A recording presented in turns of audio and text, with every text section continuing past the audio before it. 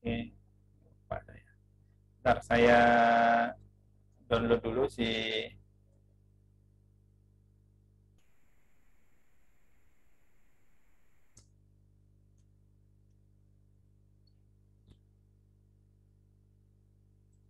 ya, nanti nggak lupa saya. Saya dulu pernah lupa masalahnya.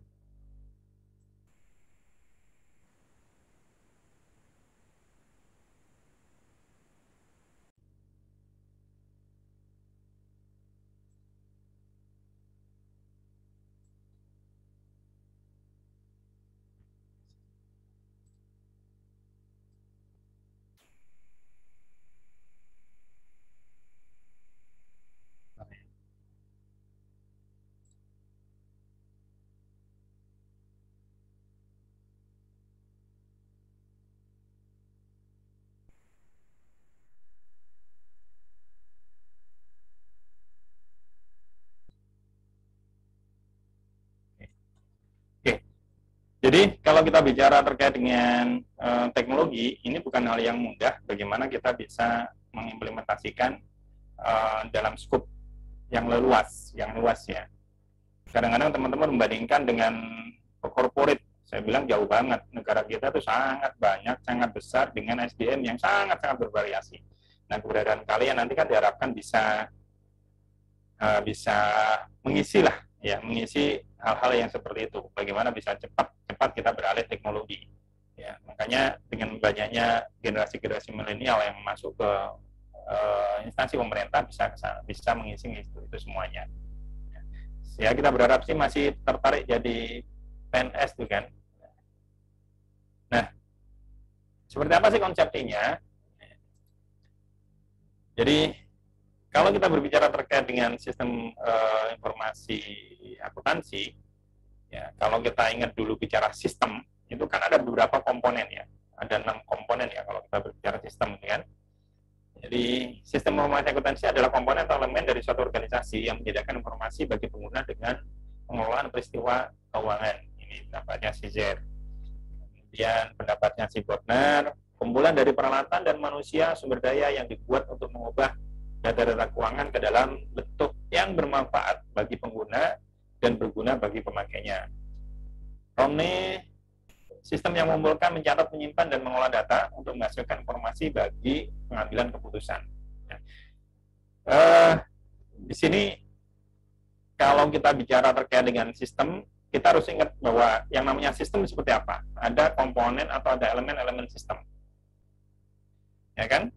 Ada sumber daya manusia, ada peralatan, kemudian ada SOP. Kalau masih ingat nggak?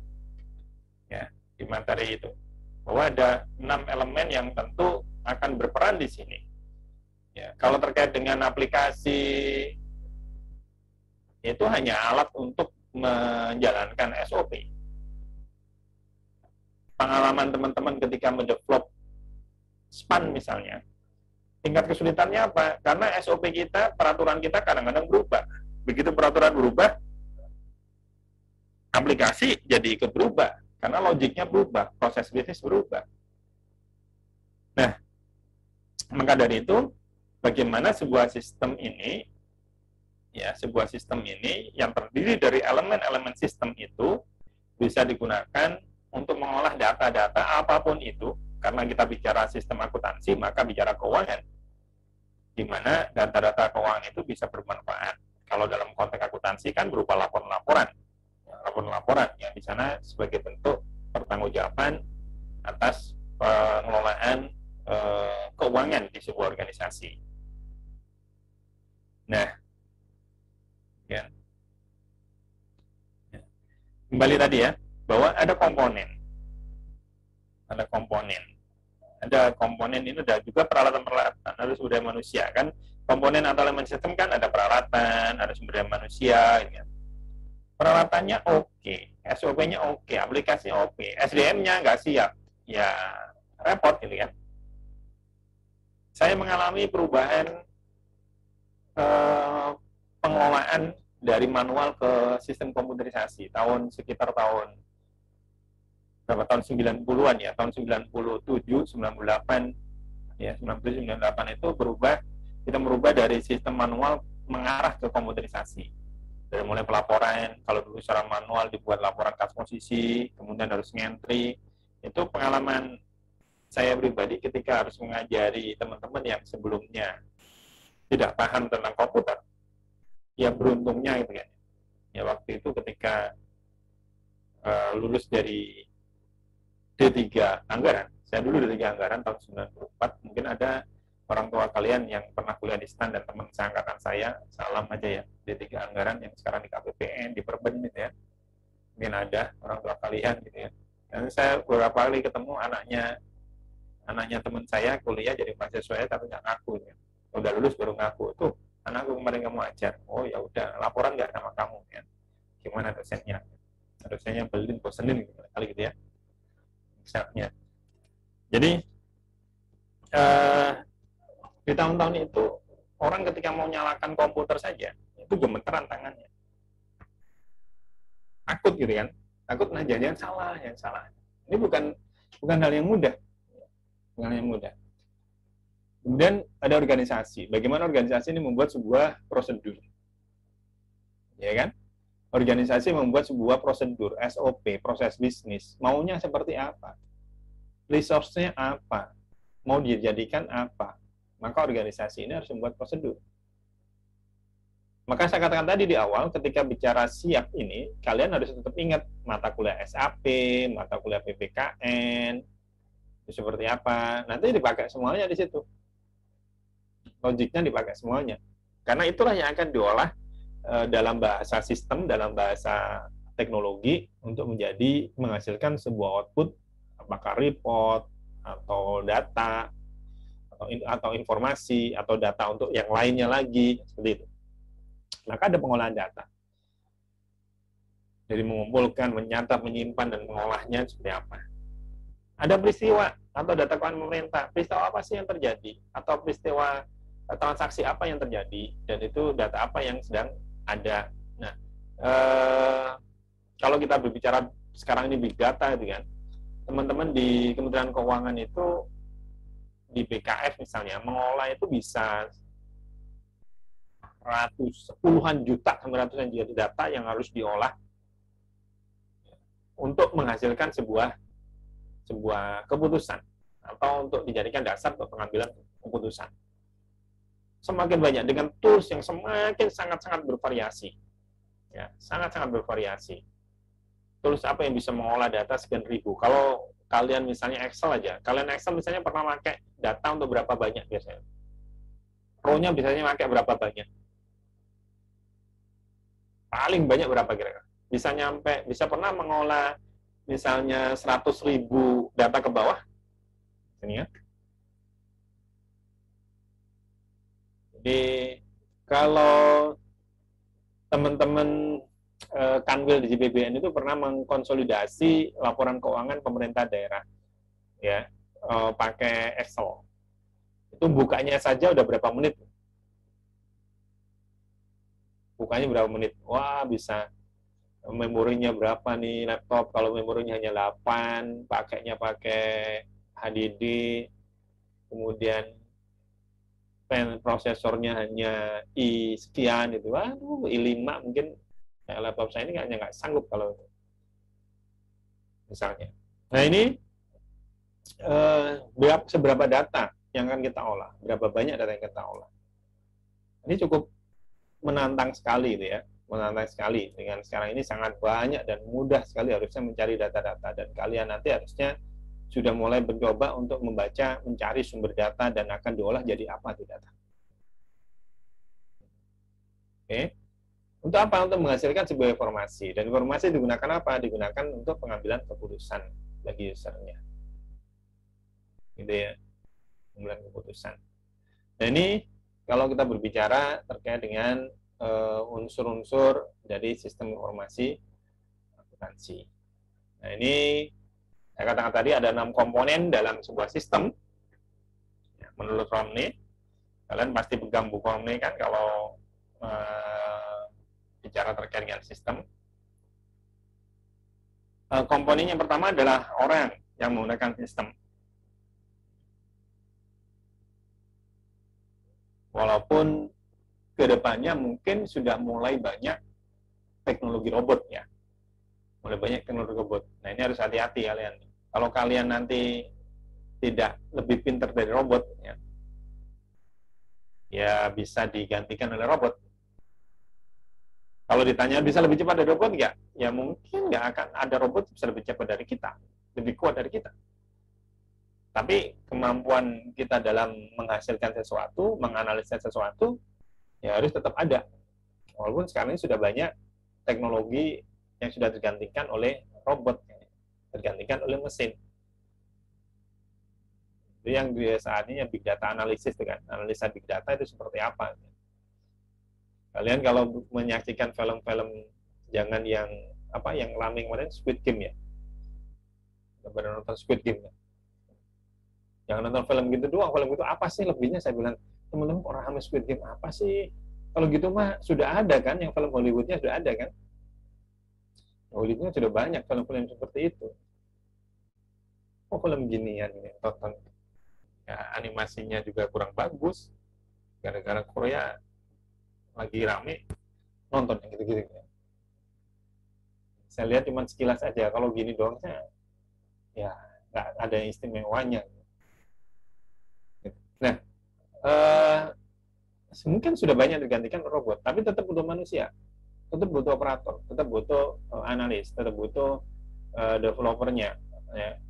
Ya kita nggak tahu nanti kalau di film-film futuristik itu kan sudah hampir semuanya tergantikan dengan robot ya, dengan robot. Saya lupa kemudian ada film apa itu, bahwa termasuk untuk ngurus rumah macam-macam, tapi ada kemudian yang failed gitu kan, yang fail robotnya tiba-tiba anjingnya mati ya, yang mati yang disalahin robotnya.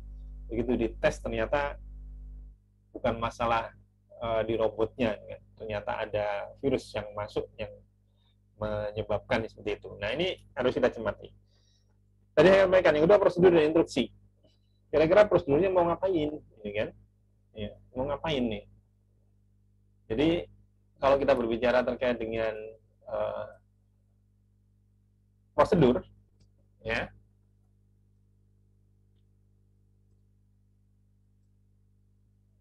sip mau ngapain sip?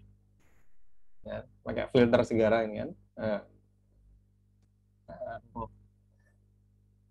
Ya, jadi kalau kita berbicara prosedur, pakai filter sekarang, apa yang filter sekarang? Jadi kalau kita bicara prosedur ini yang penting,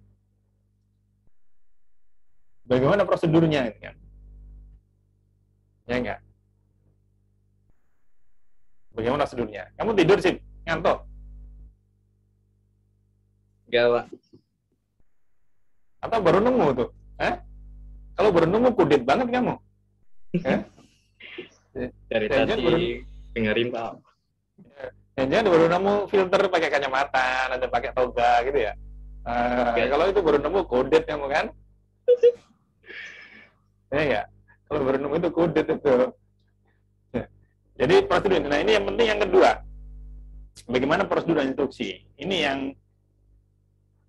secara umum kita harus pegang, manusia yang akan pegang di situ, menyusun prosedur, instruksi, kira-kira seperti apa, data apa yang kita gunakan, outputnya seperti apa, nanti bagaimana developnya.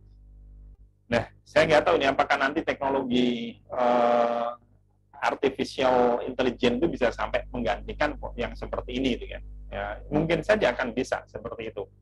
Ya, menggantikan itu, bagaimana menyusun prosedur atau instruksi yang lebih efektif, bagaimana lebih efisien, sehingga nanti dalam proses dari sistem yang kita bangun itu benar-benar memang powerful, kan? Data terkait dengan apapun yang kita miliki, resource yang kita miliki, software yang digunakan untuk memproses data tadi ini. Nah ini yang ya kalau menurut saya kalau pakai bahasa celakanya gitu ya, celakanya teman-teman itu bangga banget dengan aplikasi software. Padahal saya katakan software itu hanya alat. Kalau kita alat ini kita jadikan sebagai hal utama, ya jangan sampai terjadi ya. Misalnya pernah kejadian kemarin kan listrik mati cukup lama tuh ya karena ada masalah. Repot juga kita kan. Kalau sampai listrik kita nggak stabil, misalnya nih Kalau prosesnya udah digitalisasi, uang digital, kita nggak punya pegang uang cash, duit banyak di rekening, tiba-tiba listrik mati, padam dalam waktu yang lama. Karena waktu itu sempat ada yang putus kan, dari SUTEP di daerah tertentu putus, Jawa Bali, lama. Apa yang terjadi? Kita nggak bisa ngapain. Ada tukang bakso lewat, kita nggak bisa beli. Bukannya kita miskin, enggak. Duit ada di rekening, mau beli, tukang baksonya nggak punya alat gesek kan, nggak punya tap-tapan gitu kan, ngetapnya pakai GoPay, nggak punya juga, nggak bisa beli. Nah, jadi misalnya itu, jadi software, peralatan, infrastruktur itu penting. Tapi jangan kemudian itu jadikan satu-satunya, tetap harus ada alternatif manual. Makanya dalam sebuah sistem itu pasti ada di samping yang sifatnya digital murni, ada manualnya seperti apa. Cari yang manualnya. Bagaimana manualnya nih? Ini sangat penting. Dan pengendali internal dan keamanan. Isu yang selalu muncul kalau kita memasuki ke wilayah tertentu, baik yang secara manual maupun dari secara digital, itu pasti diantaranya adalah keamanan. Keamanan data kita. Ya, kadang-kadang kita juga nggak bisa mengelak. Contoh misalnya, banyak sekali sekarang ketika kalian daftar vaksin. Kalian daftar vaksin semuanya? Ada belum? Sudah, Pak. Ya, ketika daftar vaksin, itu kan kalian kadang-kadang ada yang nawarin, ya itu vaksin di tempat tertentu, isi Google Form dulu gitu kan ya. Isi Google Form harus mengisikan NIK misalnya. Setelah mengisikan NIK, harus mengupload KK misalnya. Ini buat apa gitu? Apakah harus waktu itu? Mudah sekali orang membuat form isian yang di situ menyangkut data-data personal kita. Kan bahaya banget. Itu bahaya banget. Kalau NIK kalian sudah pakai kemana-mana kan bahaya. Kalau ternyata yang mengelola itu tidak amanah gitu kan, itu data bisa dikemana-manain tuh. Kan bahaya. Kalau dijadikan sebagai alat untuk pinjaman online, ya, kan repot juga. Ya kan? Tiba-tiba ada tagihan, debt collector datang, nagih. Siapa yang pinjam? Nah, ini sangat penting. Makanya tadi saya sampaikan, teman-teman Perben untuk aplikasi Sakti itu dan SPAN belum punya server khusus untuk training. Ya, diantaranya faktor security, gitu kan? Faktor security. Jadi kami nggak dapat user untuk training, juga nggak dapat karena faktor security. Mereka belum punya user for training, kemudian juga masih terbatas penggunaannya, dan database-nya masih menyatu, jadi satu semuanya, datanya data asli. Kalau mereka bikin pelatihan, biasanya akan menyaring dulu, mencari beberapa data untuk dijadikan latihan. Karena apa? Isu keamanan. Sistem nih di sini keamanan. Bisa kalian bayangkan kalau di film-film spionase gitu ya, pakai kartu kredit, pakai kartu debitnya, sudah ketahuan CVV-nya, langsung ada yang tanpa OTP, langsung transaksi, bisa bahaya di situ. Bisa bahaya. Nah, ini tantangan bagi kita kalau kita berbicara sebuah sistem. Sistem informasi ya seperti itu. Apa komponen dari SIAP? Kalau yang orang tadi siapa saja? Nah, ini nanti kalian ingat di materi PPKN. Kan? Kalau bicara SIAP, orangnya siapa sih? Ada pejabat pengelola keuangan, ada pejabat perbendaharaan, ada PPK, ada BPSDM, ada bendahara, ada KPA, ada pejabat pengadaan, yang nanti mereka berfungsi sebagai operator, validator, dan approver. KPA jadi approver, gitu kan? BPSPM jadi validator. Kalian nanti paling ditugaskan sebagai operator, gitu kan? Sebagai operator, ya biasanya ya mudah-mudahan di masa kalian nanti udah bekerja, para pejabat itu udah paham posisinya, dan nanti benar-benar jadi validator. Ya. Prosedur dan instruksi apa? Peraturan, proses bisnis, manual aplikasi, ini tadi saya sampaikan. Datanya apa saja? Data komputer, ya, ada berupa pagu, kontra, SPP, SPM, berita acara serah terima, bukti penerimaan negara, dan sebagainya. Ingat-ingat lagi materi PPKN tuh. Softwarenya ada SPAN, Sakti, SAS, MPN, DMFAS. DMFAS itu kalau untuk teman-teman DJPPR, ya, terkait dengan pinjaman, nanti akan kita ketemu di materi ini nanti. Infrastrukturnya apa? Komputer, server, peripheral device, scanner barcode, dan sebagainya. Jaringan komunikasi. Pengendalian internal dan pengamanannya apa? Ya, ada rule usernya. Kalau punya password, kalau di Kementerian Keuangan itu email itu passwordnya harus ganti 3 bulan sekali. Kalau enggak nanti hangus tuh password. Repot banget ya. Proses pengujian tagihan, validasi data, MCD data, ini adalah upaya-upaya dalam rangka untuk pengendalian internal dan keamanan data yang kita gunakan. Oke. Apa sih fungsi SIAP? Yang pertama, mengumpulkan dan menyimpan data mengenai aktivitas, sumber data, dan personil organisasi. Misalnya transaksi pengadaan-pengadaan. Kalau di kantor kan beli ATK, beli peralatan, beli berbagai macam kebutuhan di kantor. Ya, nanti akan diinput datanya ke aplikasi Saktinya, ya, beli Sakti. Ya, di modul apa? Nanti ada dari modul perencanaan penganggarannya, dari modul komitmen, pembayaran, sampai nanti ada persediaan juga. Di aset nanti ada persediaan. Ya. Yang kedua, mengolah data menjadi informasi. Tadi ketika bicara terkait dengan sistem, diantaranya adalah bagaimana mengolah data menjadi sebuah informasi. Tujuannya apa? Tujuannya bagi kepentingannya bagi manajemen dalam rangka apa? Dalam rangka buat planningnya, executingnya, controllingnya, ya, evaluatingnya. Ya. Ini fungsi manajerial itu berjalan di situ. Dan yang paling penting adalah bagaimana kita bisa memastikan yang kita lakukan itu memang akuntabel. Ya. Jadi accountability-nya itu bisa terjamin. Maka dengan sistem harapannya akan bisa lebih terjaga. Lebih terjaga. Dicontohkan di sini penyusunan rencana penggunaan dana. Jadi setiap satker itu harus membuat perencanaan penggunaan dana bulanan dalam 1 tahun. Yang disesuaikan dengan rencana kebutuhan, rencana kegiatan,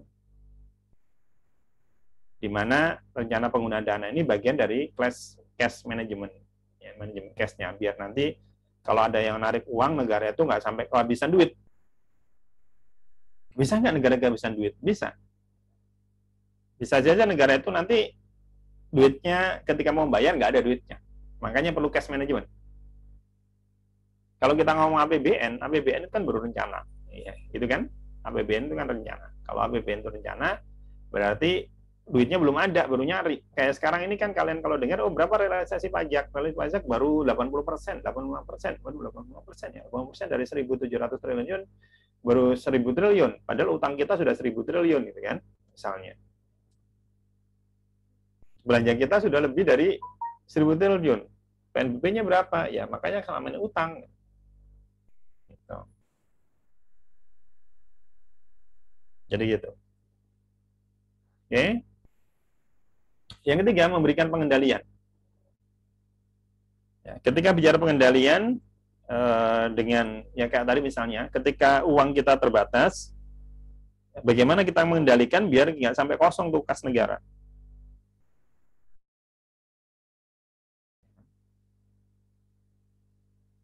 Di situ kita punya data, oh kita punya pemasukan sekian, penerimaan sekian, pengeluaran sekian, rencana pengeluarannya sekian.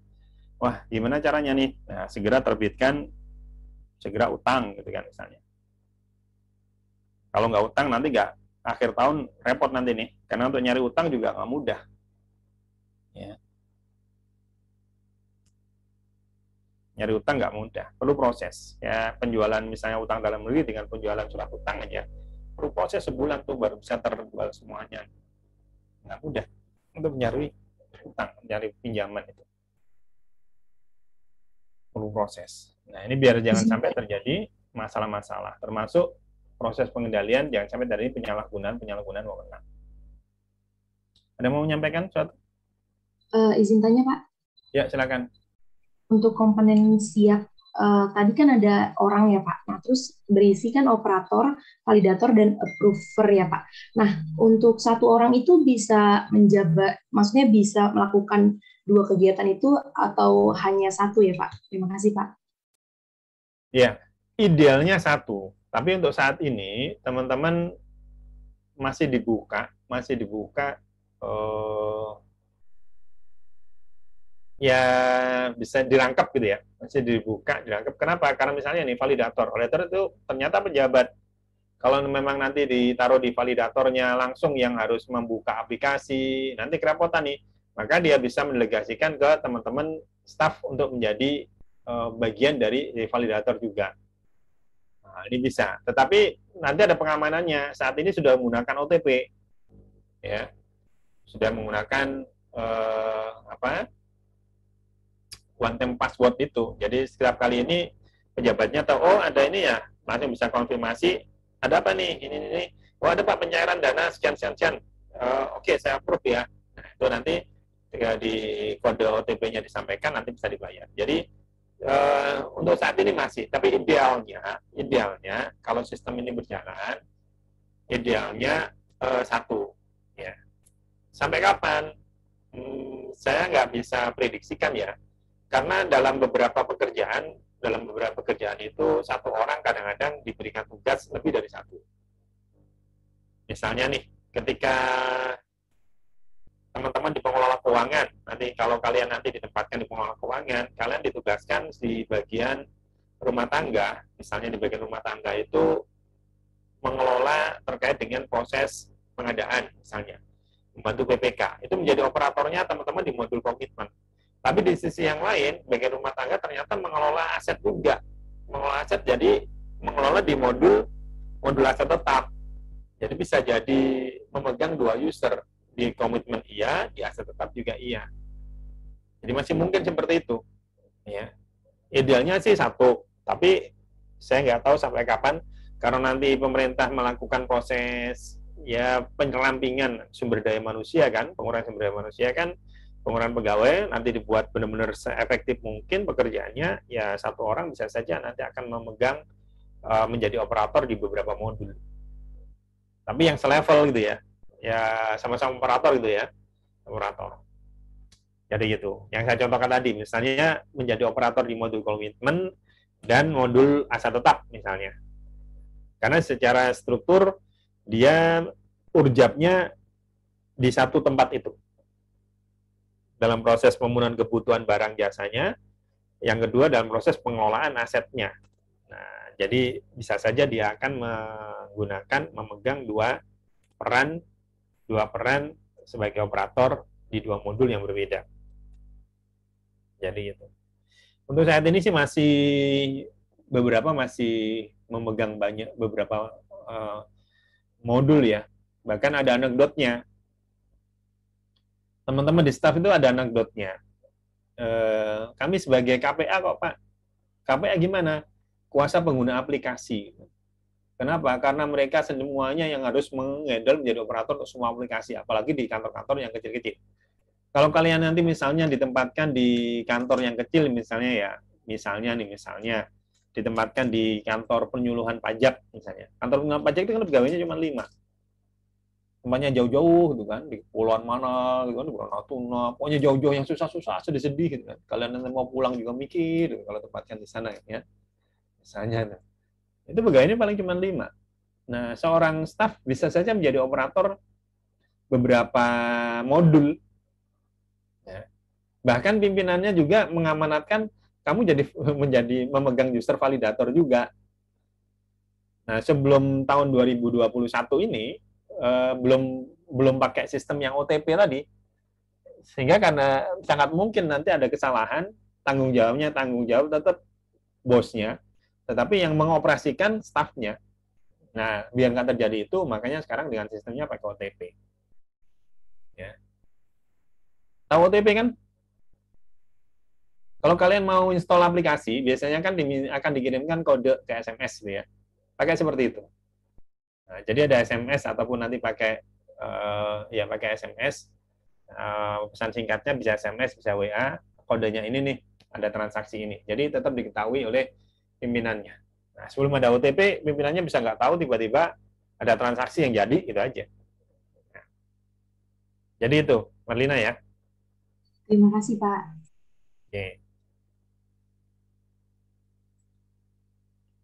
Oke. Baik. Ada lagi?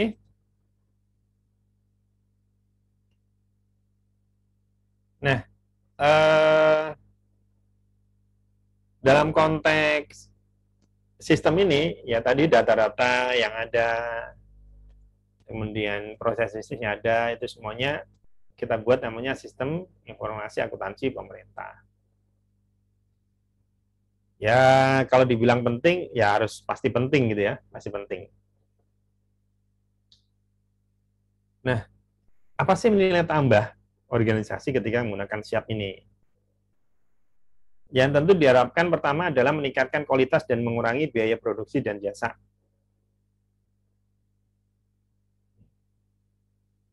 Kalau kita bicara biaya produksi atau biaya jasa, ya tentu dengan teknologi informasi kan harusnya lebih cepat kan. Kayak misalnya ketika kalian harus ngurusin pembayaran nanti udah nggak perlu datang ke KPPN lagi. Cukup dari kantor langsung klik-klik kirim, udah oke. Nah, sekarang kan sudah mulai seperti itu. Dengan rekonsiliasi juga sudah pakai teknologi, pembahasan penyusunan anggaran juga pakai kirim-kirim data saja. Jadi nggak perlu datang, sehingga akan mengurangi biaya. Kualitasnya seperti apa? Ya tentu kualitasnya diharapkan akan meningkat. Kenapa? Akurasinya bisa lebih tepat. Meningkatkan efisiensi, sudah pasti ya. Penggunaan teknologi mau nggak mau, tuntutannya adalah efisiensi. Sharing knowledge ya, berbagi pengetahuan. Ya, dengan adanya SIAP ini ya kita berharap bisa saling berbagi terkait dengan pengetahuan-pengetahuan dalam proses pelaksanaan pekerjaan. Meningkatkan efisiensi dan efektivitas rantai pasokan atau layanan. Kalau dalam sebuah produksi, kalau kalian belajar sistem informasi akuntansi secara umum kan, supply chain itu kan jadi satu isu, dengan termasuk dalam konteks misalnya kemarin nih isu pandemi. Ini supply chain kita seperti apa? Harusnya pemerintah bisa mengintervensi langsung kepada vendor, langsung kepada produsen, sehingga mudah. Telepon aja misalnya yang punya otoritas, kontak, panggil tuh pengusaha-pengusaha, kumpulin pengusaha-pengusaha. Saya maunya Anda produksi ini. Saya maunya setelah Anda kemarin nggak produksi ini, sekarang produksi A, B, C, semuanya seperti itu. Sehingga konteksnya rantai produksi ini menjadi lebih mudah, transparan, dan stoknya terpenuhi. Nah, dengan adanya sistem informasi akuntansi, kita punya contoh yang paling sederhana, persediaan. Persediaan di kantor kita bisa terpantau dengan baik, dan kita punya schedule yang bisa kita bisa susun kapan kita harus beli kertas, kapan kita harus beli toner, sudah sisa berapa, kita punya tipe printernya seperti ini, tonernya berapa banyak, stoknya berapa, itu semuanya bisa terpantau dengan sistem yang kita bangun. Kita bisa coba bikin yang tadi dalam konteks cash management, sudah ada kegiatan nih, di bulan Februari ada kegiatan A, bulan Maret kegiatan B, bulan April kegiatan C. Berapa kebutuhan anggarannya, dan butuh barang apa saja, bisa segera kita siapkan jauh-jauh hari. Nggak ada alasan lagi bahwa dengan adanya sistem ini, kita terlambat, kita mepet, kita terburu-buru. Nggak boleh seperti itu. Sudah nggak boleh seperti itu. Kecuali instruksi ya, kecuali perintah. Karena kan ada perintah, ayo kita bikin ini. Nah itu kalau sudah presiden yang ngomong, ya harus diikuti. Tapi dalam situasi normal, nggak boleh terjadi. Nggak terjadi. Semuanya harus bisa terencanakan di modul perencanaan penganggaran, di modul komitmen, di modul aset, kita sudah ketahuan ya aset kita berapa, persediaan kita berapa, itu semuanya bisa ketahuan sehingga untuk meningkatkan efisiensi dan efektivitas rantai pasokan pelayanan. Jadi kalau kalian nanti masuk di sektor pemerintahan, kalau bicara rantai pasokan ini agak asing memang. Agak asing, karena ini dunianya mungkin agak sedikit masih di luar gitu. Ya, masih banyak dipakai di sektor private. Tapi kalau di sektor pemerintah, masih belum berkembang kalau kita berbicara tema rantai pasokan ini. Yang berikutnya adalah meningkatkan struktur pengendalian internal. Ya, sangat mudah sekali. Dengan siap ini harusnya bisa terdeteksi di mana ada kecurangan, di mana ada penyimpangan-penyimpangan, harusnya mudah terdeteksi. Kalau dalam bahasa kalian lognya lah ya, lognya, orang keluar masuknya kelihatan. Gitu kan? Termasuk nanti kalau mengeksekusi sesuatu akan terbaca di server, semuanya akan tersimpan semuanya. Ya, kita salah akan tersimpan semuanya, sehingga kita bisa analisa, oh di mana nih kesalahan permasalahannya. Ya. Untuk meningkatkan pengambilan keputusan, kualitas pengambilan keputusan pasti akan lebih bagus karena datanya lebih akurat. Datanya lebih akurat, lebih cepat, lebih real time. Ya misalnya kalau di beberapa tahun yang lalu di tahun 2000-an itu kita untuk mengetahui kas posisi atau jumlah uang kita di BI itu perlu waktu 1 hari. Sekarang real time. Sudah ada kerjasama dengan BI, ada dashboard-nya untuk Direktorat Pengelolaan Kas Negara, bisa melihat uang negara itu keluar masuknya berapa di BI, di kas negara itu. Sehingga kita bisa cepat mengambil keputusan. Nah, di SPAN, Sakti, generasi yang ketiga ini sudah mulai mengintegrasikan itu. Ya, ada namanya nanti MPN, modul penerimaan negara, sudah mulai terintegrasikan di sana. Sehingga akan mudah, oh uang keluar masuknya sekian, penerimaan pajak sekian, setiap hari, setiap waktu bisa kita pantau nanti. Besok, kalau ada belanja sekian triliun, waduh nggak sanggup nih duitnya nih, udah tahan dulu, jangan belanja dulu. Jadi keuangan negara itu seperti itu. Jangan dibayangkan kok kayaknya duitnya ada terus, enggak juga. Menteri Keuangan itu bisa jadi tiap hari dapat laporan dari Direktorat Jenderal Pembendaraan, uang kita sekian, kayaknya kita harus segera ambil kebijakan untuk menunda belanja misalnya. Itu sangat mungkin. Oke. Sampai di sini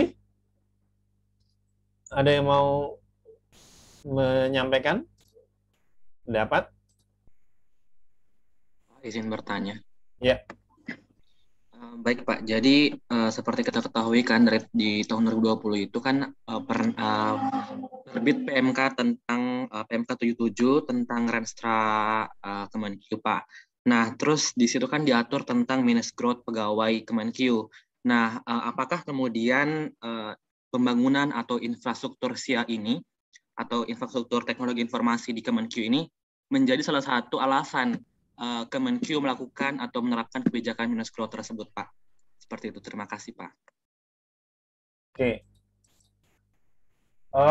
Kalau berbicara kebijakan minus growth itu kan sudah lama ya, sejak eranya Pak SBY itu sudah sebenarnya mulai dari zero kan, kemudian minus.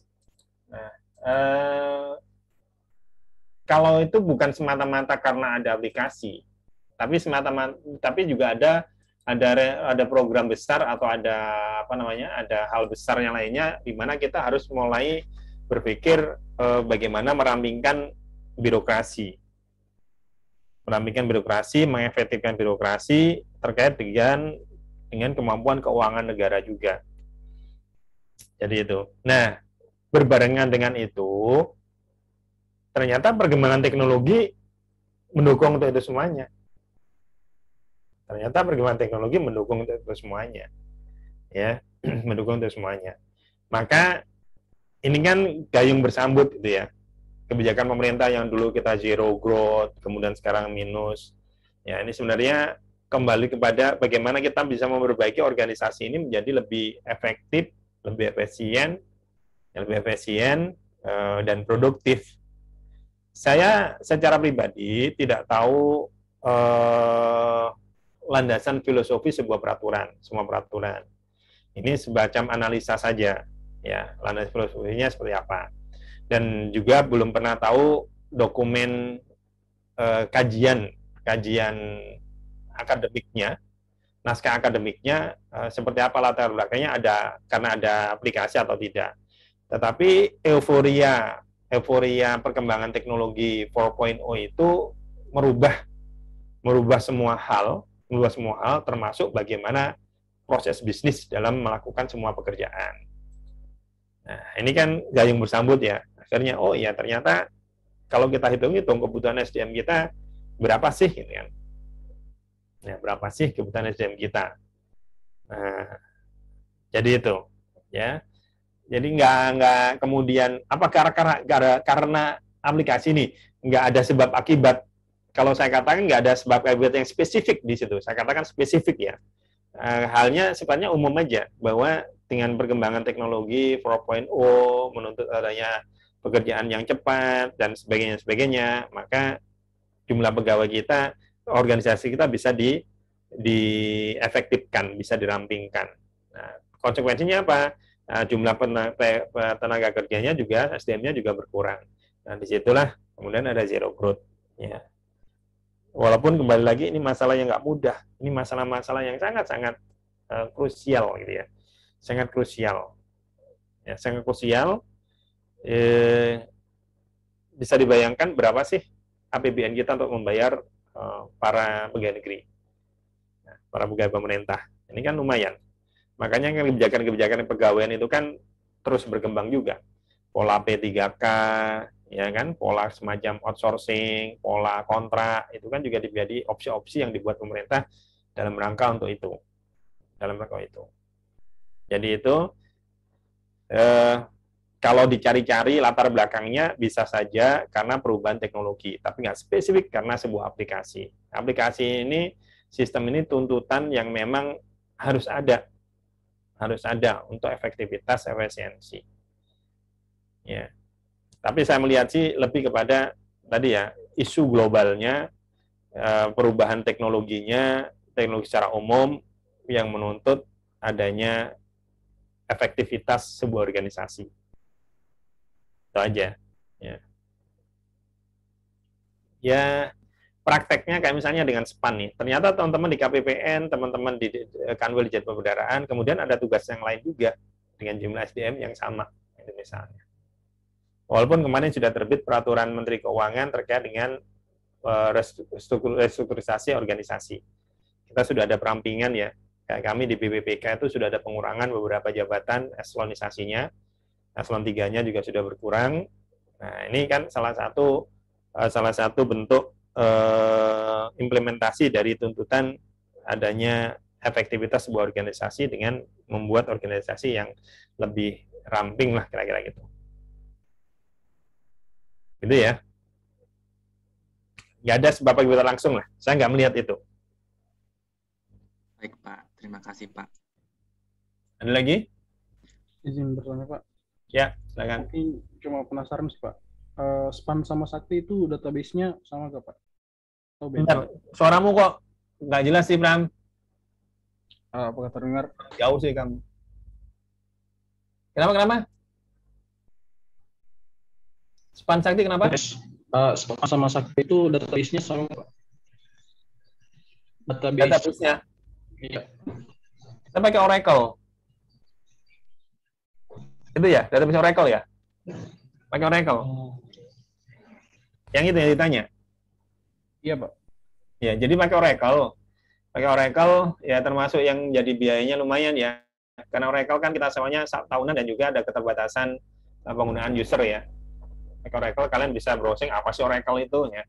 Kalau dulu kita ngomong Oracle itu Oracle gitu kan. Karena kita mendevelop sistem aplikasi pengelolaan keuangan itu dari tahun 90-an itu sebenarnya sudah kerjasama dengan Oracle. Ya, itu yang ditanya, database yang Oracle itu. Iya, Pak. Oke. Kalau misalnya bahasa pemrogramannya pakai apa, saya nggak terlalu paham ya. Kayaknya teman-teman masih banyak yang pakai Visual, beberapa pakai Visual Fox Pro, pakai C, bahasa C++ itu ya. Itu ya ada beberapa sih yang digunakan. Tapi kalau Span itu developnya kan orang Korea ya. Saya nggak tahu pakai bahasa apa yang digunakan dalam pemrogramannya. Mengoptimalkan Oracle-nya sih sebenarnya. Oh iya, Pak. Kayaknya Oracle C++ ya, Pak. Iya kan, Oracle. Iya, Pak. Itu yang lumayan bikin mahal juga karena kan tahunan kita sewanya, bayarnya. Oke, ada lagi? Izin bertanya, Pak. Ya. Kan tadi terkait aplikasi Sakti sama Span. Yang aplikasi Sakti itu kenapa masih piloting, Pak? Sedangkan yang aplikasi Span itu udah enggak. Karena dan kapan aplikasi Sakti itu bisa kayak Span, Pak. Jadi bisa dipakai sama semua satker gitu. Oke.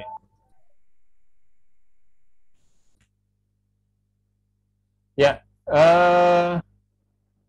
kalau kita berbicara terkait dengan implementasi, saya langsung lompat ke slide yang terkait dengan itu ya, perkembangan akuntansi dan pelaporan keuangan dalam konteks sistem. Ini kecil banget nih, saya share screen aja.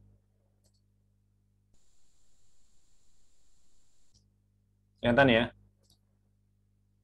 Jadi kalau lihat perkembangannya, Pelateng Sakti itu sudah jalan sejak tahun 2015, tapi itu di internal Dirjen Perbendaharaan. Baru kemudian ke Kementerian Keuangan itu sekitar tahun 2017-an. Nah, memang saya katakan tadi, tidak mudah untuk kita mendevelop sebuah sistem dengan beban sebesar negara kita.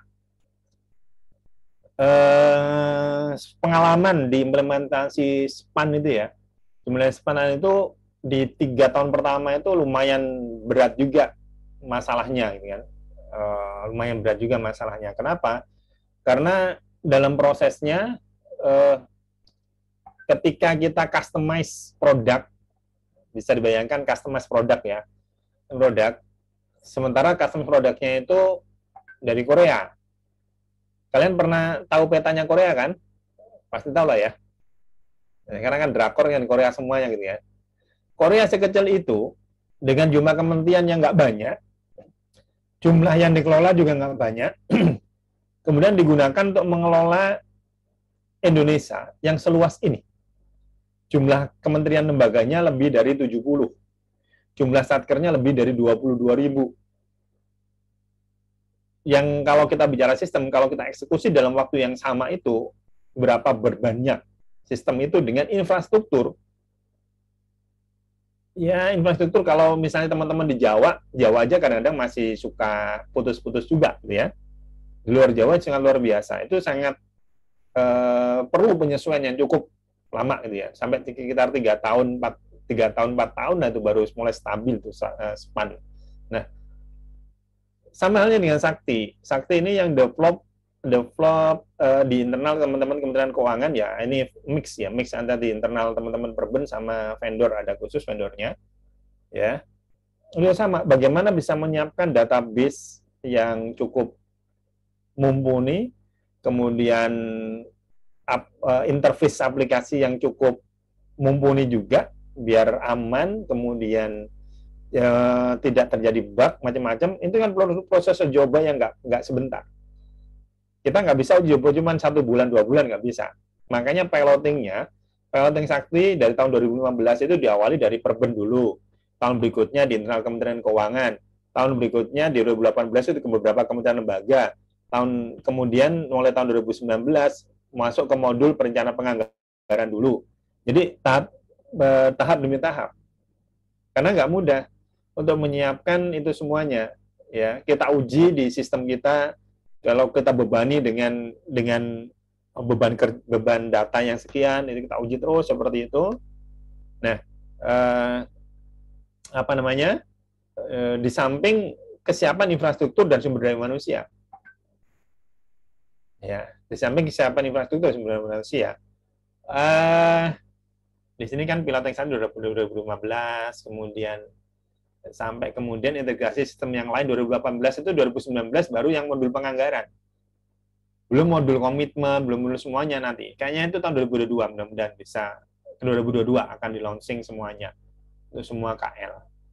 Ya, itu semua KL. Jadi seperti itu.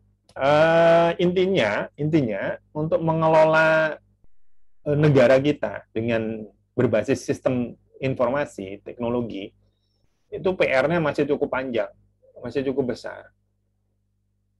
Tetapi harus kita lakukan, harus nekat, ada nekatnya juga. Kalau kalian bisa, ya mohon maaf, saya tidak mendiskreditkan kementerian manapun, pemerintah daerah manapun, gitu ya, masih ada disparitas pengetahuan, ya, antar satu kementerian dengan kementerian yang lain, terutama di pengelolaan keuangan.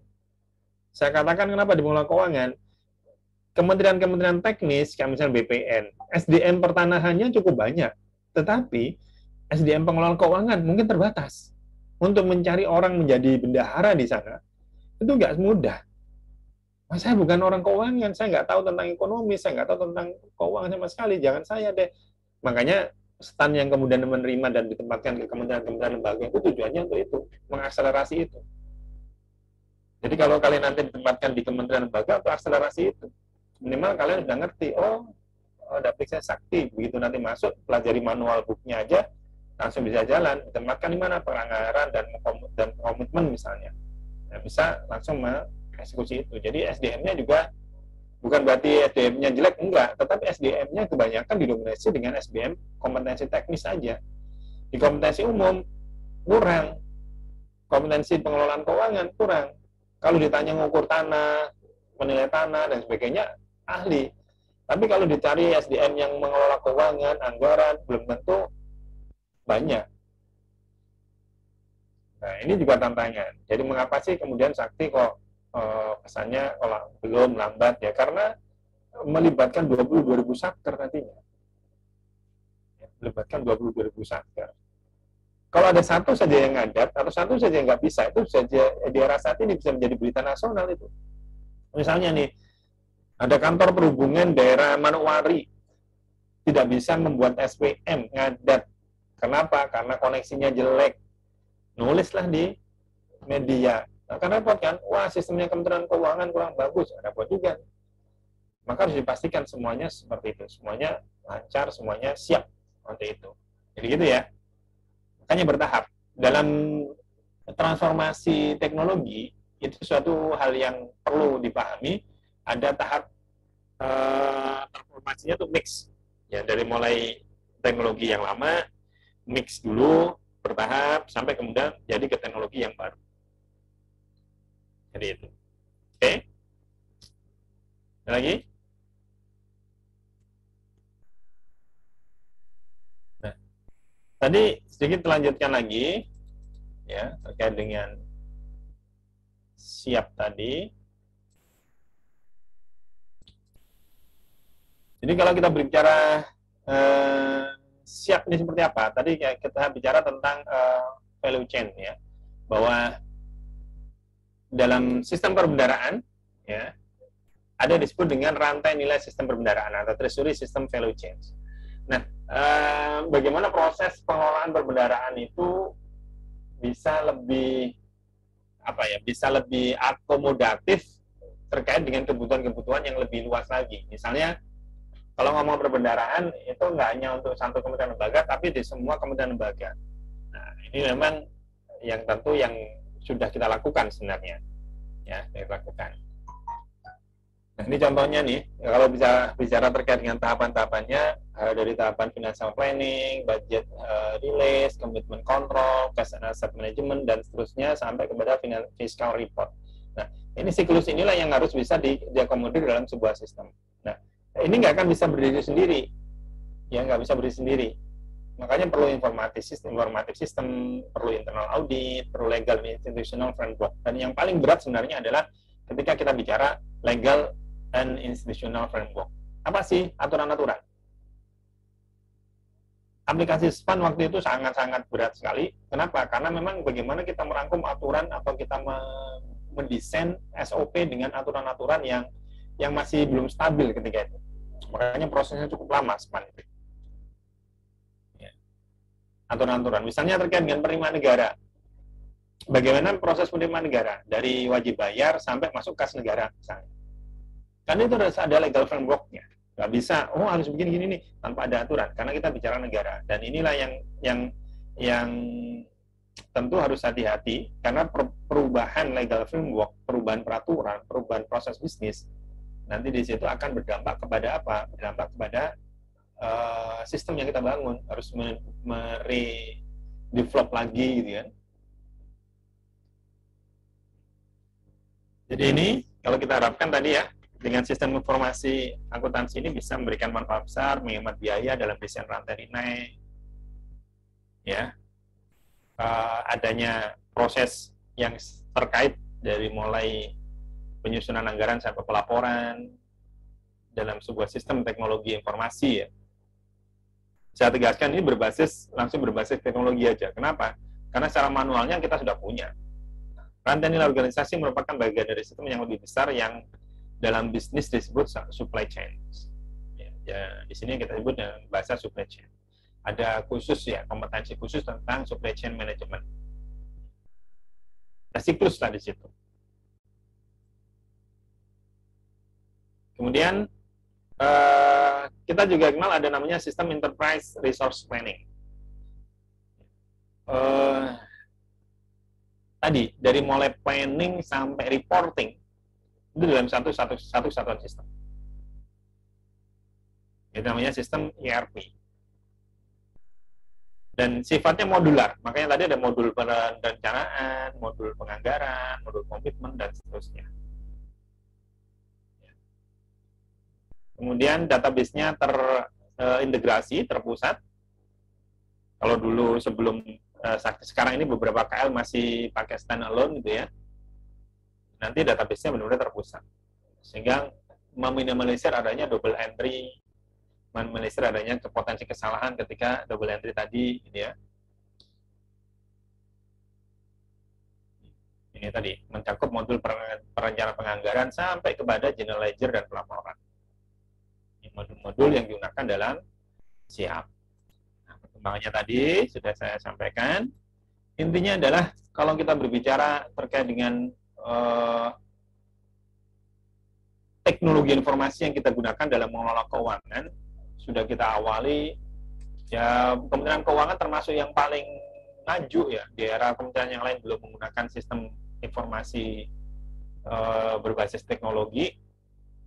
Kita waktu itu sudah menggunakan untuk pengelolaan SPP, pengelolaan SPM, sudah pakai itu ya. Di sini ya, SPM dulu ada P6, P7, itu di era tahun 80-90-an ini kan.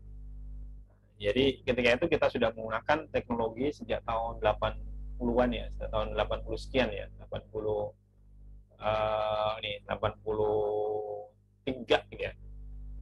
Teman-teman sudah mendesain yang seperti itu. Dulu pakai bahasanya, kalau sekarang kan pakai apa yang open source itu? Yang pakai aplikasi open source, nah dulu Linux dan sebagainya ya, karena dulu kita pakai Xenic, Linux udah kita pakai waktu itu. Sedikit banyak saya pernah belajar dikit-dikit di bahasa-bahasa Xenic yang gitu kan, itu bahasanya bahasa ampun deh. Kalau ada apa-apa kita harus bisa paham ini mana perintahnya, mana yang aksesorisnya, gitu. Ini beberapa perkembangan aplikasi-aplikasi yang kita gunakan dalam proses pengelolaan keuangan. Ya, ada aplikasi RKKL, DIPA, kemudian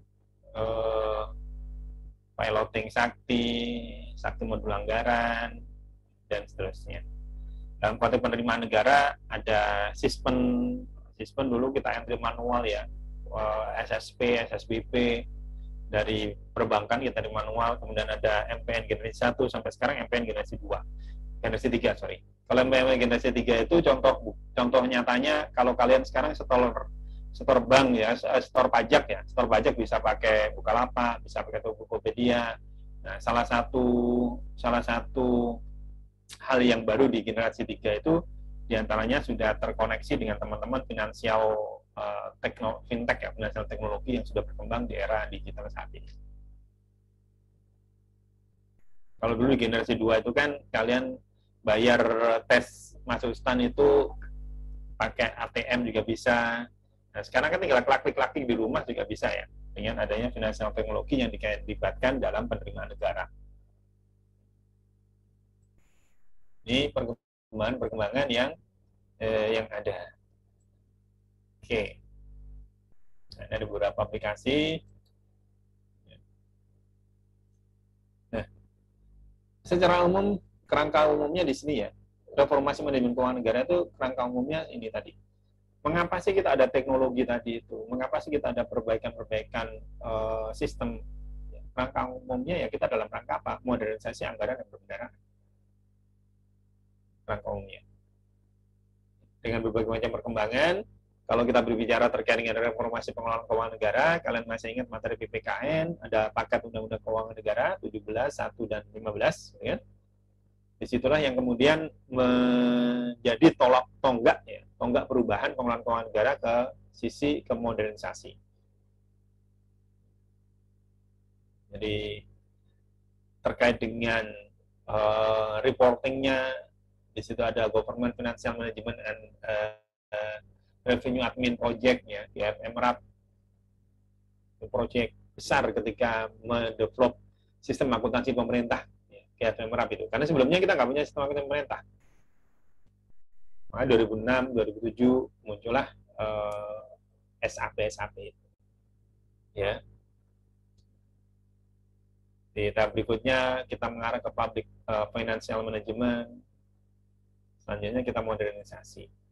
Nah, ini adalah tahapan-tahapan dalam konteks manajemen pengelolaan keuangan negara. Kalau dikaitkan dengan sistem informasi akuntansi pemerintah, setelah Undang-Undang Keuangan Negara itu ada GFMRAP ini, ya kan, di mana 4 bidang yang harus diperbaiki terkait dengan manajemen public finance-nya, kemudian administrasi pendapatannya, tata kelola dana akuntansinya, dan tata kelola proyek dan implementasinya. Ini di 4 bidang yang harus direformasi ya. Nah, kemudian disitulah ya masing-masing ini kita bikin sub-sub atau sistem-sistem yang bisa meningkatkan kualitas layanan kita. Ya tadi administrasi pendapatan ada modul penerimaan negara, ya. Tata kelola dan akuntabilitas ada sistem akuntansi pemerintah. Tata kelola proyek dan implementasinya ini terkait dengan bagaimana proses komitmen, manajemen komitmen dan pengelolaan proyeknya. Ini menjadi dasar ataupun menjadi dasar untuk pengembangan sistem informasi akuntansi pemerintah. Jadi ini seperti apa perkembangan sistem informasi akuntansi pemerintah. Oke. Ada yang mau ditanyakan?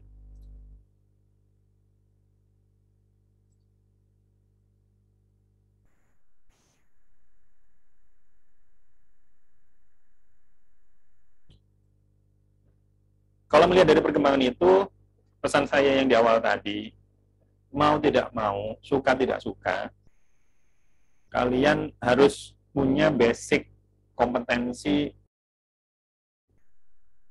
terkait dengan teknologi informasi. Itu aja. Selalu saya sampaikan ke senior-senior kalian, ke kelas kalian, udah tidak bisa lagi. Mau nggak mau kalian harus belajar itu. Di negara-negara maju, setiap mahasiswa ya, di beberapa negara maksudnya di level ketika masuk ke perguruan tinggi, itu di semester awal itu selalu ada mata kuliah terkait dengan logical system, gitu ya. Logical system itu selalu ada. Kenapa? Karena semua bidang pekerjaan apapun nanti basisnya teknologi. Kalian menjadi akuntan, basisnya teknologi. nggak pakai mencatat pakai buku lagi kan, pasti teknologi. Kalian nanti mau jadi apapun ya, jadi bidang apapun pasti basisnya ada teknologi. Dan nggak bisa tanpa teknologi, ya tanpa teknologi. Maka tadi logical sistem sistem itu harus kalian pahami. Logikanya seperti apa sih? Ya paling sederhana kalau dalam suku mikro ya programming lah kira-kira. Logical programming itu harus kalian pahami. Dan itu nggak harus dari background teknologi informasi ya, background ilmu komputer nggak juga. Siapapun bisa belajar saat ini. Bahkan kalau kalian buka di Instagram kalian kan, sudah banyak tawaran skrip untuk usia balita atau usia anak TK gitu kan, sudah ada bagaimana membuat skrip untuk program anak TK itu sudah ada tuh, ada training atau sudah ada kursus-kursus yang seperti itu. Nah itu sangat-sangat penting, sangat-sangat penting. Kalian harus masuk ke kompetensi itu, belajar itu. Oke, ada yang mau tanyakan?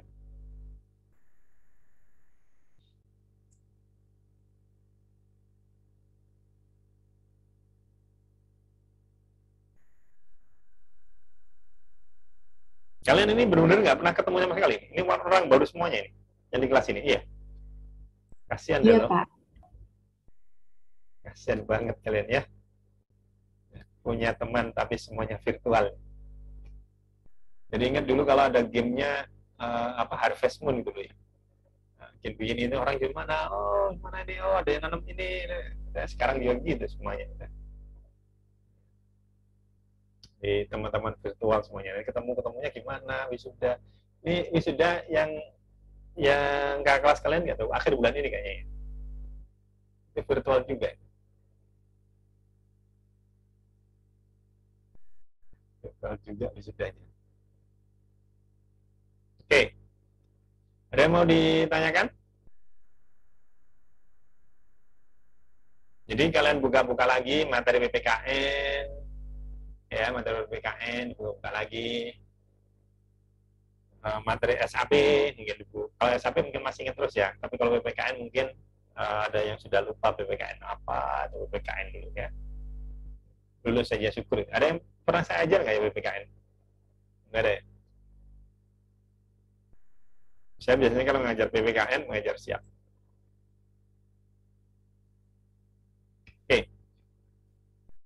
Pak izin bertanya. Ya, silakan. Baik Pak, jadi tadi kan kalau tadi Bapak kan menjelaskan bahwa misalnya dalam suatu instansi itu bisa saja satu orang itu melakukan atau memiliki lebih dari satu tugas, misalnya mungkin dia sebagai verifikator atau validator, nah seperti itu. Nah kemudian yang saya tanyakan Pak, misalnya dia ini memegang tugas sebagai verifikator untuk aset tetap dan juga persediaan dan juga mungkin ada hal yang lain lagi tugasnya. Nah, apakah kemudian tidak ada kemungkinan terjadi fraud Pak di situ karena dia kan memegang lebih dari satu, seperti itu Pak. Terima kasih. Ya. Tadi saya sampaikan di logika sistem itu memang idealnya adalah urjabnya jelas di situ saja. Jadi nggak ada saling overlap mungkin ya. Kalau saya katakan overlap atau kalau bukan overlap, nggak sampai overlap sih sebenarnya. Ada dua tugas atau dua pekerjaan yang dilaksanakan oleh satu orang. Nah, secara sistem sebenarnya ini berbeda. Misalnya kan di satu kantor ada namanya sebagian rumah tangga. Sebagian rumah tangga itu bertanggung jawab kalau kita bicara secara umum, uraian pekerjaan di bagian rumah tangga itu mengkoordinasikan proses pemenuhan kebutuhan di kantor tersebut. Ya, pemenuhan kebutuhan itu misalnya kalau kertas kita habis, tanyanya gimana rumah tangga nih, kertas habis, oke, kita akan minta supaya ada proses pengadaan untuk beli kertas, gitu kan. Nah, di sisi yang lain, di bagian rumah tangga itu juga mengelola aset kan, mengelola persediaan, mengelola aset tetapnya, ya, mengelola di situ. Nah, pekerjaannya masih satu rumpun, ya, masih satu rumpun di situ. Nah, dalam konteks sistem, idealnya memang masing-masing. Tetapi ketika dijadikan ada satu orang yang memegang dua fungsi operator gitu ya, fungsi operator di modul yang berbeda, ini masih biasanya akan menjadi satu rumpun. Di struktur organisasi itu menjadi satu rumpun. Ya, satu rumpun artinya yang saling mendukung. Potensi fraud-nya ya pasti ada saja. Tetapi dengan sistem inilah yang membantu kan. Misalnya nih, kalau secara manual, misalnya nih barang datang, saya mengadmin barang datang, saya kemudian, saya beli barang, kemudian barang datang, kan ada yang meriksa orang lain. Ya, ketika barang itu sudah ada, saya masukkan ke gudang, saya simpan, disuruh jadi persediaan. Ketika jadi persediaan, nanti ada yang ambil nih, yang minta apa? Seksi A, bagian A. Melalui saya juga, karena saya operator persediaan juga. Oke, saya bikin permintaannya, saya bikin list permintaan. Kemudian ada yang approve, kan gitu. Nah, dalam konteks ini kan dengan sistem data kan akan lebih valid. Lebih valid, lebih transparan, lebih mudah untuk kita ketahui. Nah, tentu proses yang saya katakan tadi selevel, sama-sama operator. Nah, validatornya harusnya beda lagi, approvernya beda lagi. Nah, dalam implementasi prakteknya saat ini masih, gitu ya, saya katakan masih ada yang validator ini dia itu meminta supaya stafnya yang melakukan. Tapi tanggung jawabnya tetap di validator. Paham ya? Tanggung jawabnya masih tetap di pejabat ini. Saya punya atasan, tanggung jawabnya di atasan saya, tetapi saya diminta oleh atasan saya, tolong kamu sekaligus jadi operator ini deh, untuk memvalidasi ini. Nah, mulai tahun ini ya, di Sakti itu sudah menggunakan OTP. Jadi ketika saya nanti akan nge-approve, atau akan memvalidasi ini, gitu kan. Nah, nanti ketika sampai ke approvernya, itu nanti ada OTP-nya juga. Nah, sehingga saya nggak bisa langsung. Karena itu sudah kita kritisi dulu. Kalau sampai dilepas begitu aja, bahaya nih. Kenapa? Bisa jadi staf nanti asal klik, tapi beban tugasnya ada di pimpinannya. Walaupun di Undang-Undang ITE itu sudah jelas sekali ya, bagian-bagian mana saja yang bisa didelegasikan kepada stafnya itu seperti apa dalam sebuah organisasi. Nah, jadi itu potensi itu ada. Makanya kemudian dibuat pola menggunakan OTP. Nah, untuk menghindari jangan sampai ini staf yang diberikan tugas untuk melakukan pekerjaan atasannya ini asal-asal saja, klik saja karena udah sebel sama atasannya nih, bos nih pergi terus pulang nggak bawa oleh-oleh gitu kan. Pergi terus begitu, pulangnya nggak pernah bawa oleh-oleh kalau habis perjalanan dinas. Udahlah, tak klik aja, tanggung jawab dia. Nah, udah nggak bisa begitu, karena ada sistem OTP tadi. Nah, jadi itu, pertantinya tetap ada ya. Nah, justru fungsi teknologi informasi inilah ya, yang kemudian menutupi celah ketika di sistem manualnya ini masih ada semacam pemakluman ini dikerjakan orang lain. Ini yang jelas nggak benar-benar aman juga, tetapi situasi lapangan lah yang menyebabkan itu. Fakta lapangan lah yang mengharuskan seperti itu.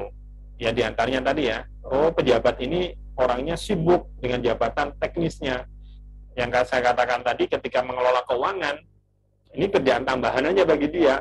Gitu. Karena kita belum ideal dalam konteks struktur pengelolaan keuangan, pengelolaan pelaporan kita belum ideal. Nah, akhirnya apa? Dia nggak sempat ngurusin ini, didelegasikan ke stafnya untuk mengoperasikan itu. Nah, biar nggak terjadi apa-apa, kita gunakan OTP. Nah, biar tiap dia tahu, stafnya mau ngapain nih? Ada OTP masuk. Ini apa nih? Kontaklah stafnya. Ini ada apa nih? Kok minta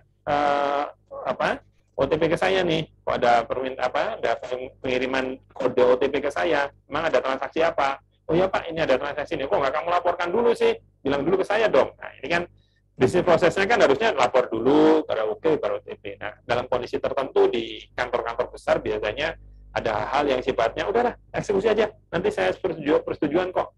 Itu ya ini udah ada filternya di OTP-nya tadi. Ya sistem dibuat seperti itu. Kalau potensi fraud-nya tetap ada. Terima kasih, Pak.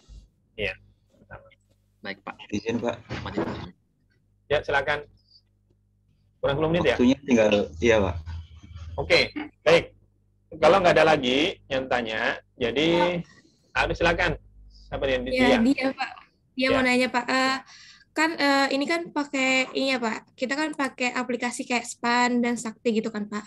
Nah, ada nggak sih Pak, semisalnya aplikasinya itu error, ada nggak sih backup gitu yang dilakukan oleh KL Tobun? Mengingat atau backupnya itu secara manual gitu Pak? Ya. Potensi untuk error tuh pasti ada. Kalau sudah error gimana? Ya otomatis kan terhenti. Kalau errornya jangka panjang, ya pasti kita sudah punya backup untuk sistem semi manualnya. Nanti bahkan di manualnya nanti pasti ada, ya. Kayak misalnya biasanya di akhir tahun nih, akhir tahun load pekerjaan kan biasanya numpuk di akhir tahun tuh, ya kan? Load pekerjaan kan biasanya pencairan dana, penagihan-penagihan itu kan bisa numpuk di akhir tahun. Kalau kalian dulu belajar PPKN kan diantaranya kan misalnya, oh kenapa sih belanja kita itu selalu akhir tahun baru tinggi permintaannya gitu kan? Masih ingat nggak? Nah, ketika load pekerjaan di akhir tahun itu tinggi, otomatis kan transaksi-transaksi juga banyak tuh. Potensi untuk nge-lag di situ, hang di situ juga ada. Nah, Span dulu diimplementasi, saya katakan tadi di 2-3 tahun pertama itu terjadi seperti itu, akhir tahun sampai nge-bug ya, hang ya. Hang gimana nih, mereka perbaiki lagi, makanya perlu proses yang cukup lama untuk mengcover negara yang seluas kita ini, gitu kan. Nah, tentu sudah disiapkan untuk antisipasi semi manualnya seperti apa. Itu pasti sudah disiapkan. Ya, potensi untuk itu ada, pasti ada potensi untuk itu. Ya, apalagi di 3 atau 4 tahun pertama lah. Kalau saya sih membuat asumsi ya. Asumsi saya sih implementasi kalau misalnya Sakti nanti ini perlu waktu sekitar 3-4 tahun tuh. Satker tuh baru bisa lancar. Baik dari segi infrastruktur, dari segi aplikasi, dari segi SDM-nya, itu bisa 3-4 tahun. Ketika kalian nanti ditempatkan lulus itu, ini masa-masa masih masa-masa peralihan itu. Kalau misalnya ditempatkan di Satker ya, baik Kementerian Keuangan maupun non-Kementerian Keuangan, itu masih proses penyesuaian, terutama SDM-nya. Gitu. Kalau untuk aplikasinya saya kira udah mulai membaik lah. Tetapi kan ini kan Sakti yang modulnya baru perencanaan penganggaran. Nanti kalau masuk modul komitmen tahun depan itu misalnya, ya pasti teman-teman sudah siap-siap 24x7 itu. Programmernya, direktur SITP itu siap-siap kalau sampai terjadi hang sampai apa itu udah remote-remotean aja itu kerjaannya. Terus server di remote dari rumah, gimana caranya, pasti akan seperti itu. Jadi itu ya, potensi itu sangat-sangat mungkin terjadi, tetapi antisipasi pasti sudah kita buat kalau terjadi apa-apa. Gitu. Ya. Sama kayak semalam WA misalnya kan down gitu kan, WA, IG, FB down kan semalam kan, itu apa ya, nggak bisa apa-apa lagi, nunggu aja kan, ini kenapa nggak nyampe-nyampe, ini kan, gitu kira-kira. Ya potensi jangankan yang selevel kita ya, selevel yang dunia internasional aja yang sudah kayak gitu, masih bisa down kan. Twitter down, pernah down juga, WA down, kan tuh berapa lama semalam itu? Tadi pagi yang jelas sampai habis subuh saya kirim WA belum bisa sampai, masih muter-muter, sementara koneksi internet saya masih lancar. Oh ini WA lagi down, saya duga gitu aja. Oh, ternyata benar ada berita ini. Kemarin Telkom saja sampai putus kabel misalnya kan, itu bikin drop koneksi Telkom bagi teman-teman yang pakai Telkom IndiHome, pasti terasa lemotnya itu. Kan ada kabel yang bermasalah yang dari Batam ke Pontianak kan, dari Batam ke Kalimantan kan bermasalah di situ. Itu ada ikan hiu yang main-main di situ kayaknya itu kabelnya putus. Kalau nggak gitu ya kapal selamnya Amerika atau Cina lagi main-main di situ kali kan, sampai putus jadinya. Kan kita nggak tahu, itu kan kabel semuanya bawah laut, kabel lautnya putus, ada yang masalah, ya koneksi kita kan sempat, yang pakai Telkom kan sampai sempat lumayan lemot kan. Nah, itu mereka punya backupnya mana? Langsung backupnya ke ringnya, ring Balikpapan, Surabaya, dialihkan kemana, itu semuanya langsung digeser-geser seperti itu, pakai ring yang Balikpapan, Surabaya. Itu misalnya gitu. Sama. Kita aplikasi kita sangat mungkin seperti itu. Ya, di aplikasinya mungkin akan bermasalah, infrastrukturnya mungkin akan bermasalah, ya. Nah, tentu antisipasi dibuat. Oke, gitu. Ya. Baik Pak, terima kasih Pak. Saya berharap kalian sudah mulai belajar atau mulai tertarik untuk bahas-bahas terkait dengan IT ya. pokoknya hal-hal yang baru di IT harus kalian pelajari. Oke, baik, kalau nggak ada lagi, kita ketemu lagi hari Sabtu ya. Hari Sabtu, mudah-mudahan sehat semuanya, doakan semuanya lancar. Ya, lagi situasinya seperti ini, yang penting jaga protokol kesehatan, ada vaksin semuanya, mudah-mudahan kita bisa melewati. Kalau saya katakan vaksin itu minimal bantu negara, biar nggak diblok oleh dunia internasional, gitu ya kan? Ya, gitu. Oke, kalau nggak ada lagi, sampai ketemu lagi di lain kesempatan. Kalau ngisi pelatihan saya di lain kesempatan ngomongnya. Di hari Sabtu gitu ya. Di hari Sabtu. Selamat siang. Assalamualaikum warahmatullahi wabarakatuh. Waalaikumsalam warahmatullahi wabarakatuh. Terima kasih, Pak. Terima kasih, Pak.